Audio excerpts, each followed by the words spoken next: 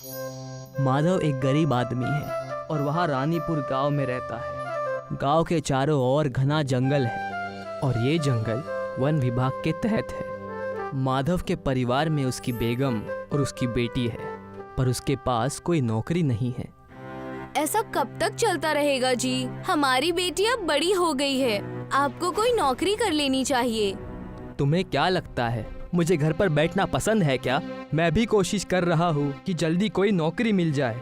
माधव नौकरी की तलाश में घर से निकल पड़ता है, पर उसे कहीं भी नौकरी नहीं मिलती। आखिरकार थक हार कर माधव अपने घर वापस लौटता है। उसका उदास चेहरा देखकर उसकी बेटी उससे पूछती है, क्या हुआ अब्बू, आप बेहद मायूस लग रहे हैं। कुछ नहीं बेटा, बस यूं ही। मुझे पता है आपको नौकरी नहीं मिल रही है, इसीलिए मायूस हो ना। जल्दी कोई नौकरी मिल जाएगी, आप बेफिक्र रहिए। देखो मेरी बेटी कितनी समझदार हो गई है। अब्बू, आप जंगल विभाग में नौकरी के लिए क्यों नहीं कोशिश करते? वहाँ तो पढ़े लिखे लोगों की जरूरत है और मैं तो ज्यादा पढ़ा लिखा हूँ नहीं, मुझे कौन काम देगा? अब्बू, आप लकड़ियों का काम अच्छे से जानते हो, क्या पता उन्हें ऐसे ही किसी आदमी की जरूरत हो। ठीक है बेटा, मैं आज ही जाकर वन विभाग के लोगों से मिलता हूँ। मुझे नौकरी की तलाश है, क्या मुझे यहाँ पर कोई काम मिल सकता है? तुम्हें क्या काम आता है? मैं एक बढ़ई हूँ, लकड़ियों का सारा काम जानता हूँ। हमें तो एक ऐसे ही आदमी की तलाश थी, तुम आज से ही काम शुरू कर दो। नौकरी मिलने की बात सुनकर माधव खुश हो जाता है, काम करना शुरू कर देता है। माधव दरकत से निकाली हुई इमारती लकड़ियों में से मजबूत लकड़ियों को अलग और दीमक लगी हुई लकड़ियों को अलग करता है। साहब, ये जो लकड़ियाँ खराब है, इनका क्या करूँ? वैसे तो वे किसी काम की नहीं है, फेंक दो इन्हें। माधव उन दीमक लगी हुई लकड़ियों को फेंक देता है। शाम का वक्त होता है और माधव अपने घर आ जाता है। आप आज बेहद खुश लग रहे हैं, क्या बात है? बेटा, मुझे वन विभाग में नौकरी मिल गई है। ये तो बेहद खुशी की बात है। अब मैं एग्जाम्स की तैयारी करने के लिए कोचिंग जा सकती हूँ। हाँ हाँ, जरूर जाओ। माधव के इस वन विभाग वाली नौकरी से उसकी घर की हालत सुधरने लगी थी। अब राधिका भी कोचिंग में जाकर पढ़ने लगी थी। एक दिन इसी तरह लकड़ियों में से माधव अच्छी लकड़ियां एक तरफ कर रहा था और दीमक लगी हुई लकड़ियों को फेंक रहा था। तभी उसके जहन में एक ख्याल आता है, क्यों ना इन खराब लकड़ियों को घर ले जाऊं, कभी ना कभी तो काम आएंगे ही। माधव दीमक लगी हुई लकड़ियों को अपने घर ले जाता है। अगले दिन वो सुबह उठकर काम पर आता है और शाम को वापस घर लौटते वक्त फिर से उन खराब लकड़ियों को अपने घर ले जाता है। इसी दिन जब वो ऐसा करता था, तब एक लेडी ऑफिसर की नजर उस पर गिरती है। अच्छा, तो अब तुम चोरी भी करने लगे हो? नहीं मैडम, मैं चोरी नहीं कर रहा हूँ। ये लकड़ियाँ तो खराब है, इसीलिए इन्हें ले जा रहा हूँ। अगर खराब है तो क्या इनका अचार डालोगे? झूठ मत बोलो, तुम जैसे चोरों को ये नौकरी नहीं देनी चाहिए थी। कल से नौकरी पर मत आना। माधव मायूस होकर अपने घर आ जाता है। नौकरी छिन जाने से वो बहुत परेशान होता है। तभी उसकी नजर अपनी लाई हुई लकड़ियों पर पड़ती है। क्यों ना इन लकड़ियों से एक रिक्शा बना लूं। माधव सारी सड़ी हुई लकड़ियों में से दीमक को हटाकर साफ करता है। वो दिन रात मेहनत करके उन लकड़ियों से एक रिक्शा तैयार कर लेता है और रिक्शा चलाने का काम शुरू कर देता है। जनाब, शहर छोड़ दोगे? हाँ हाँ, बैठ जाओ। माधव रिक्शा को हाथ से खींचकर ले जाता, जिससे सवारियों को कहीं भी पहुंचने में बहुत देर हो जाती। इसी देरी की वजह से अक्सर माधव की रिक्शा में बैठने से सवारियां मना कर देती थी। भाई साहब, शहर जाने में वक्त लगेगा? 4-5 घंटे लग जाएंगे। भाई साहब, मुझे शहर जाना है, विदेश नहीं। रहने दीजिए, मैं दूसरा रिक्शा देख लूंगी। माधव ने लकड़ियों की मदद से रिक्शा तो बना लिया था, पर उसे उस रिक्शे को हाथ से खींचना पड़ता था। अब्बू, मेरे एग्जाम्स आने वाले हैं, मुझे शहर जाने के लिए कुछ पैसों की जरूरत है। बेटा, मेरे पास तो पैसे नहीं हैं, पर मैं तुझे अपने रिक्शे में तेरे एग्जाम सेंटर तक छोड़ दूंगा। पर अब्बू, इसमें बहुत वक्त लग जाएगा, मैं एग्जाम्स के टाइम तक नहीं पहुंच पाऊंगी। ठीक है बेटा, मैं कुछ इंतजाम करता हूँ। माधव सोचने लगता है कि किस तरह से राधिका को एग्जाम देने के लिए शहर भेजा जाए। वो सोच ही रहा था कि तभी उसकी नज़र जंगल में दरखत के नीचे पड़ी एक टूटी फूटी गाड़ी पर पड़ती है। माधव उस गाड़ी के पास जाता है। गाड़ी तो कबाड़ बन चुकी है, पर इसका इंजन मेरे काम आ सकता है। राघव उस गाड़ी से इंजन निकालता है और अपनी हाथ गाड़ी पर लगा देता है।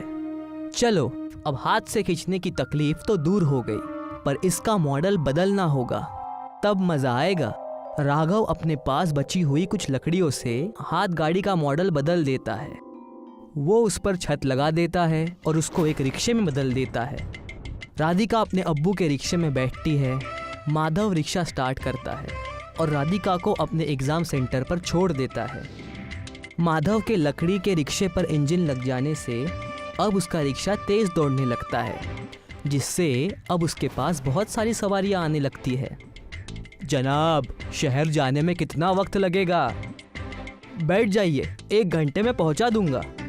इसी तरह लोग दूसरे रिक्शे को छोड़कर माधव के रिक्शे में बैठने लगते हैं। ये देखकर एक रिक्शे वाला माधव से जलता है और पुलिस के पास उसकी झूठी कंप्लेंट करता है। साहब, इसने किसी की गाड़ी से इंजन चुराकर अपने रिक्शे पर लगाया है, ये चोर है। अच्छा, तो अब तुम लोग गाड़ियों के इंजन भी चुराने लगे हो? नहीं साहब, मैंने चोरी नहीं की, ये इंजन तो मुझे जंगल में पड़ा हुआ मिला।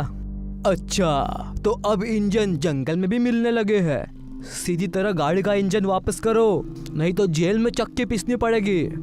पुलिस वाला माधव के रिक्शे से इंजन निकाल लेता है। राधिका के एग्जाम का रिजल्ट आ जाता है, जिसमें उसकी मेहनत रंग लाती है।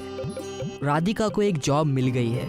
अब राधिका नौकरी करने लगी है और देखते ही देखते 1 महीना बीत जाता है और उसे उसकी पहली तनख्वाह मिलती है। तनख्वाह वाले दिन राधिका देर से घर लौटती है। अब्बू, आंखें बंद कीजिए, आपके लिए एक सरप्राइज है। अच्छा, ये लो, कर ली आंखें बंद। बताओ क्या है? राधिका माधव के आगे एक इंजन रख देती है। अब आंखें खोल दीजिए। नया इंजन देखकर माधव बहुत खुश हो जाता है। अब्बू, ये स्पोर्ट्स कार का इंजन है, इसे लगाकर आपकी रिक्शा सभी गाड़ियों से तेज भागेगी। माधव स्पोर्ट्स कार के इंजन को अपने रिक्शे में फिट कर देता है और सवारी के लिए इंतजार करता है। भाई साहब, मुझे शहर जाना है, कितना वक्त लगेगा? बैठ जाइए, आधे घंटे में पहुंचा दूंगा। वहाँ पहुँचने में तो 2 घंटे लगते हैं। ये मेरा लकड़ी का रिक्शा जरूर है, पर ये स्पोर्ट्स कार की तरह तेज दौड़ता है। आप बैठ जाइए। वो मोहतरमा माधव के रिक्शे में बैठ जाती है और माधव उसको आधे घंटे के अंदर ही शहर पहुंचा देता है, जिससे खुश होकर वो मोहतरमा माधव को डबल किराया देती है। इसी तरह अब माधव लोगों को तेजी से गांव से शहर पहुंचाता है। जल्दी पहुंचने और वक्त बचाने के लिए सभी लोग अब माधव के रिक्शे का इस्तेमाल करते हैं। पूरे इलाके में लकड़ी के फरारी रिक्शा के नाम से फेमस हो जाता है। सुरेश एक खानदानी कुम्हार था।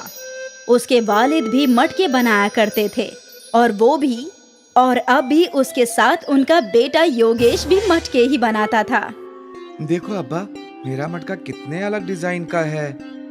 हाँ, अच्छा है, लेकिन बेटा की गर्दन इतनी पतली है कि इसमें से पानी निकालने के लिए इस मटके को टेढ़ा करना पड़ेगा। वो तो है, ऐसे मटके ज्यादातर ग्राहकों को पसंद नहीं आते, लेकिन तुमने बना ही दिया है तो अच्छा है। अब्बा, तो क्या सिर्फ वही मटके फरोख्त होते हैं जो आम होते हैं? ज्यादातर तो वही फरोख्त होते हैं, इसलिए हम हमेशा वही मटके बनाते हैं। लेकिन मुझे याद है, जब आखिरी मर्तबा मैंने ऐसा मटका बनाया था तो वो बेहद महंगी कीमत पर बिका था। अच्छा है, इस मटके के भी अच्छी कीमत मिलेगी, देख लेना अब्बा। हाँ। तभी रुक्मिणी उन दोनों के लिए चाय लेकर हाजिर हुई। योगेश बेटा, मुझे लगता है तुझे शहर जाकर कोई और काम करना चाहिए। इस काम में रखा ही क्या है, तेरे अब्बा जिंदगी भर यही करते रहे। देख हमारी हालत, पूरी जिंदगी मुफलिसी में ही काटनी पड़ी है। नहीं अम्मी, मुझे शहर वहर नहीं जाना, और तो और मुझे मिट्टी से चीजें बनाना बेहद पसंद है। मैं कहीं नहीं जा रहा। देख बेटा, मेरा काम है तुझे हिदायत देना। तू मेरी बात से मुताफिक हो या ना हो, वो तेरी मर्जी। अच्छा ये सब छोड़ो रुक्मिणी, तुमने कहा था कि तुम योगेश की शादी की बात करने वाली हो अपने भाई से, उसका क्या हुआ? भाईजान तो राजी हैं हमें अपनी बेटी देने के लिए। तो देर किस बात की, बात आगे बढ़ाओ। वैसे भी मैं चाहता हूँ कि जल्द से जल्द योगेश की शादी हो जाए। ठीक है, तो मैं इस इतवार को सगाई की रस्म रखवाती हूँ। वाह, ये हुई ना बात। अपनी शादी की बात सुनकर योगेश भी बेहद खुश था। इतवार के दिन सुरेश का घर फूलों से सजा हुआ था। घर में काफी मेहमान थे और फिर योगेश ने आभा को अंगूठी पहनाई और उन दोनों की सगाई हो गई। सभी लोग बेहद खुश थे। फिर क्या था, अब से रुक्मिणी योगेश से रोज शहर जाकर काम करने के लिए दबाव डालने लगी। सुन बेटा, अब तेरी शादी होने वाली है, तुझ पर जिम्मेदारी बढ़ने वाली है, तेरी कमाई भी बढ़नी चाहिए। अगर तू यही मटके बनाता रहा तो ऐसे ही गरीब रहेगा। मेरी बात सुन, शहर जाकर कोई अच्छा सा काम तलाश ले। नहीं अम्मी, मैंने कहा ना मुझे शहर नहीं जाना, मैं यहीं खुश हूँ। रुक्मिणी का दबाव भी योगेश पर काम नहीं कर रहा था। योगेश को अपने काम से बहुत प्यार था। कुछ ही माह में योगेश और आभा की शादी हो गई और रुक्मिणी इस इंतजार में थी आभा के घर आते ही। बेटा, मैं तुम पर एक बहुत बड़ी जिम्मेदारी डाल रही हूँ। मेरा बेटा मेरी बात नहीं सुनता।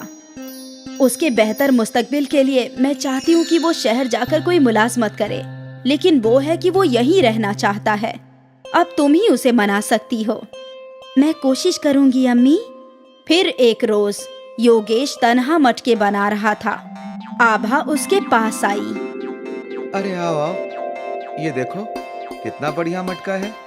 हाँ, बहुत अच्छा है। क्या बात है, तुम्हें कुछ कहना है?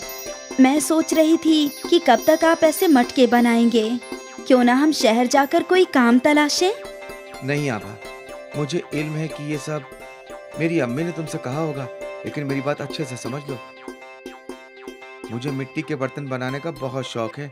मैं जिंदगी भर यही काम करना चाहता हूँ। मन मारकर अगर मैं शहर चला भी जाऊं तो भी मैं खुश नहीं रहूंगा। योगेश की बातें सुनकर आभा हैरान हो गई। उसके पास कहने के लिए कुछ था ही नहीं। शाम को रुक्मिणी ने आभा से पूछा, क्या योगेश शहर जाने के लिए राजी हुआ क्या? नहीं, और मुझे भी लगता है कि उन्हें यहीं रहना चाहिए। अब तुम ये क्या बोल रही हो?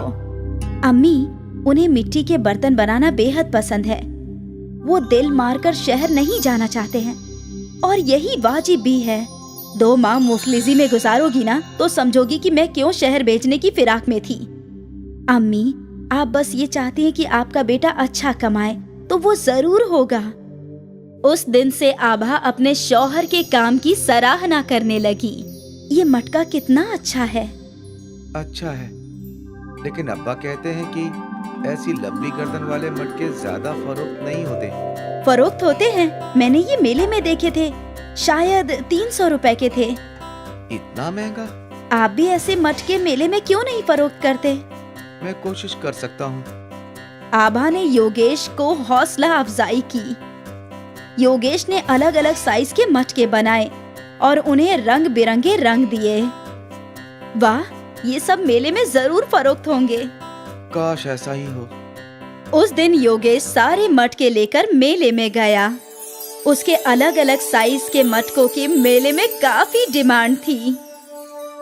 भाईजान, मुझे वो लंबी गर्दन वाला मटका देना। मुझे वो रंग बिरंगा। एक ही रोज में योगेश के सारे मटके फरोख्त हो गए और उसकी आमदनी अच्छी खासी हो गई। योगेश घर आया और सारे पैसे अपने अब्बा के हाथों में रख दिए। ये देखिए अब्बा, आज की कमाई। अरे ये तो बहुत ज्यादा है। मेले में फरोख्त करने की तरकीब आपकी बहू की थी। अच्छी जिंदगी जियो बहू, और हमेशा अपने शौहर का साथ देना, वरना कुछ औरतें होती हैं जो शौहर को सिर्फ शहर भेजना चाहती। पास खड़ी रुक्मिणी सब सुन रही थी। आभा और योगेश बेहद खुश थे। उस रात योगेश को एक नई तरकीब सूझी। आभा, कोई मिट्टी का फ्रिज खरीदेगा क्या? मिट्टी का फ्रिज? मतलब मिट्टी की ऐसी अलमारी जिसमें सब्जियां, फल सब ताजे के ताजे रहें, जो बगैर बिजली के चले। क्या आप ऐसा कुछ बना सकते हैं? हाँ, तो फिर देर किस बात की? ये तरकीब तो सुपर हिट हो जाएगा।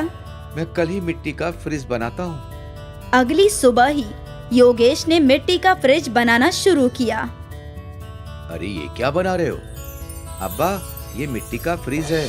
इसमें सब्जियां, फल सब ताजे रहेंगे, वो भी बगैर बिजली के।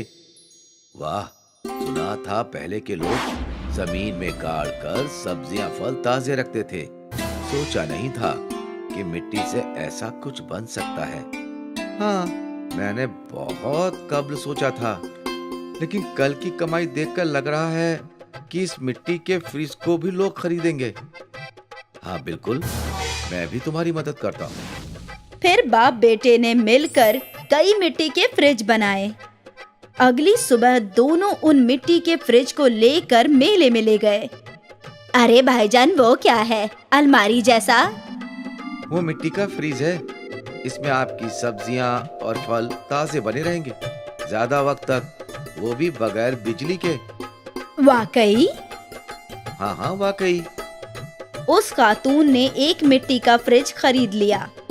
एक सहाफी ने मिट्टी के फ्रिज की तस्वीर खींची और फिर देखते ही देखते कई और ग्राहकों ने मिट्टी के फ्रिज खरीदे और सारे फ्रिज फरोख्त हो गए।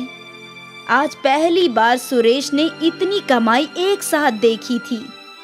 वो लोग खुशी खुशी घर गए। देखो बेगम साहिबा, आज तुम्हारे बेटे की कितनी कमाई हुई है। बाप रे! ये तो कुछ भी नहीं है, अब तो पैसों की बारिश होगी। इसका मिट्टी के फ्रिज की तरकीब कमाल की है। लोगों ने हमें पेशगी दी है मिट्टी के फ्रिज बनाने के लिए। वाह योगेश, माफ करना बेटा, मैं ही गलत थी। मुझे लगता था कि इस काम में तू कभी खुश नहीं रहेगा, इसलिए हमेशा तुझ पर शहर जाने का दबाव डालती थी। फिर रुक्मिणी आभा के पास गई। बेटा, ये सब जो हो रहा है वो सब तेरी वजह से है। तेरे हौसला अफजाई की वजह से आज योगेश ने ये सफलता हासिल की है। काश तेरी तरह मैंने भी इनका साथ दिया होता तो हमारे हालात अब तक बदल चुके होते। अम्मी जान, आप ऐसी बातें मत कीजिए। अब सब कुछ दुरुस्त हो गया है। अभी तो हमारे खुशियों के दिन आ गए हैं और आप पिछली बातों को याद कर रही हैं। जाने दीजिए, अब से सब कुछ ठीक होगा।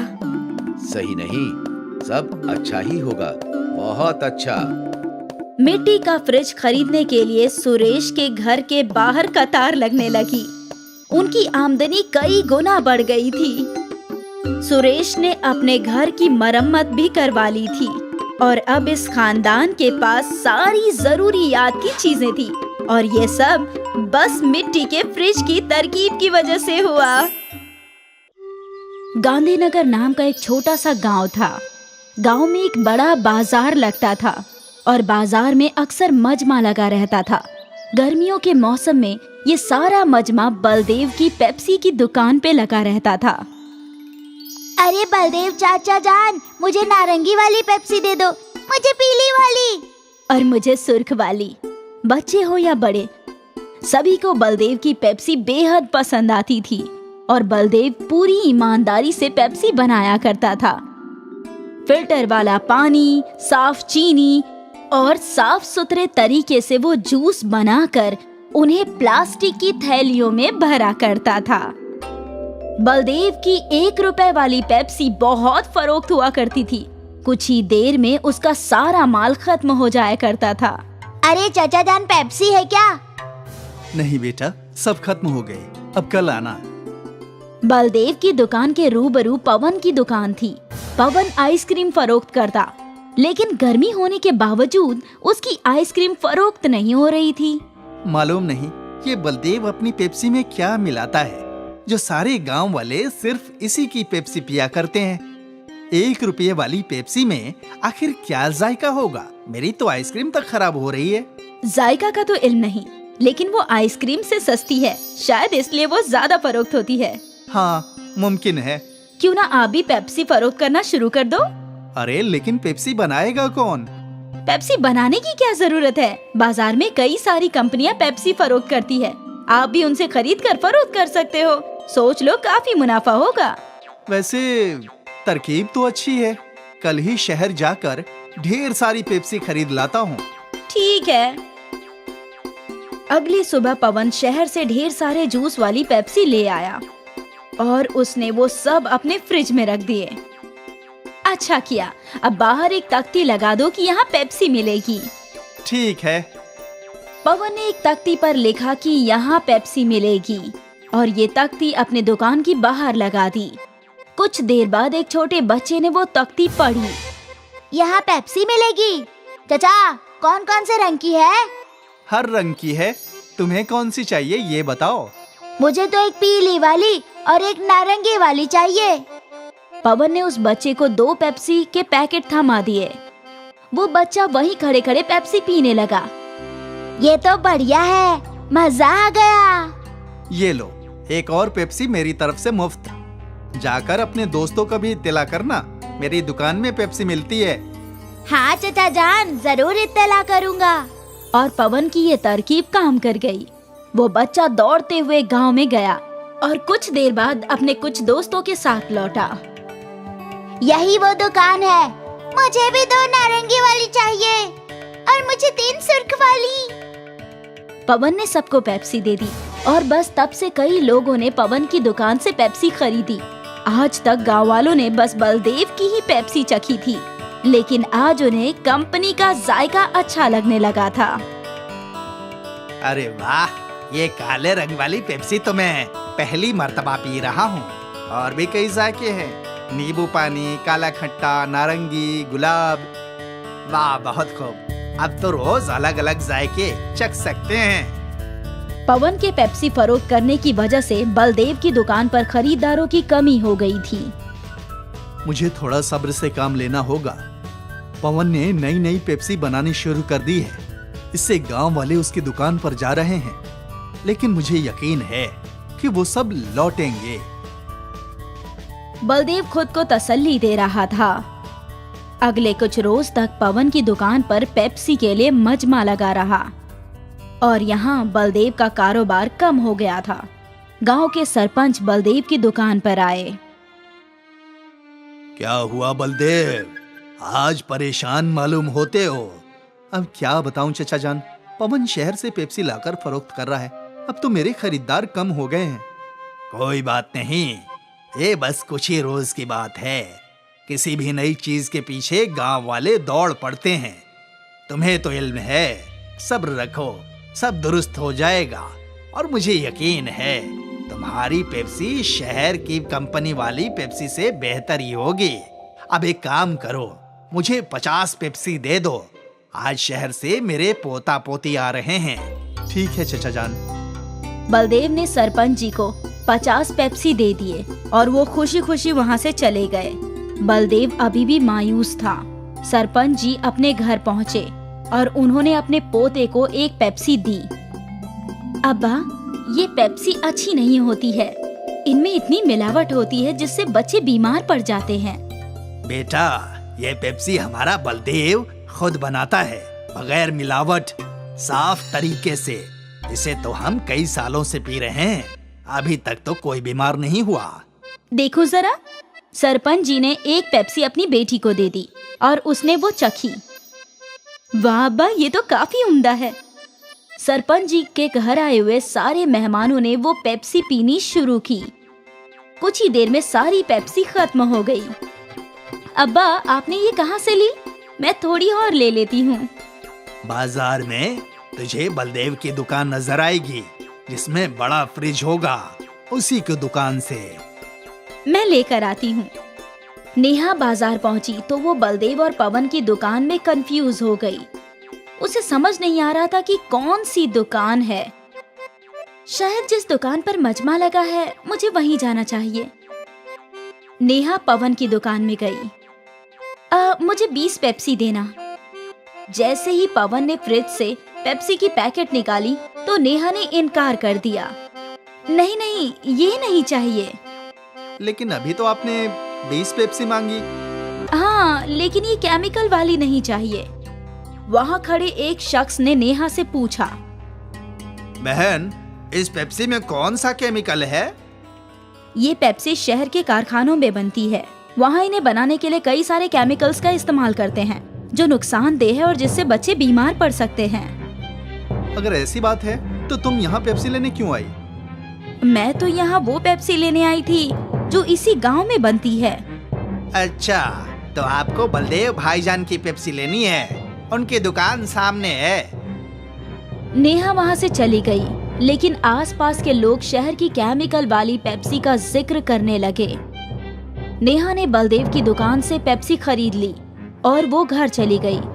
केमिकल वाली पेप्सी की बात गांव में आग की मानिंद फैल गई और सारे वालिदैन ने बच्चों से पवन की दुकान की पेप्सी लेने के लिए मना कर दिया। आज से पवन चचा की दुकान से पेप्सी मत लेना। क्यों अम्मा? क्योंकि उसमें ढेर सारे केमिकल हैं। तुम्हारी तबीयत खराब हो जाएगी, फिर तुम्हें सुई लगेगी। ना बाबा ना। लोगों को बलदेव की ईमानदारी समझ आ गई और एक बार फिर बलदेव की पेप्सी फरोख्त होने लगी। पवन की दुकान से कोई भी पेप्सी नहीं खरीद रहा था और थक हार कर पवन ने पेप्सी फरोख्त करनी ही छोड़ दी। नेहा ने पूरे गांव को बीमार होने से बचा लिया और सब कुछ पहले की मानिंद हो गया।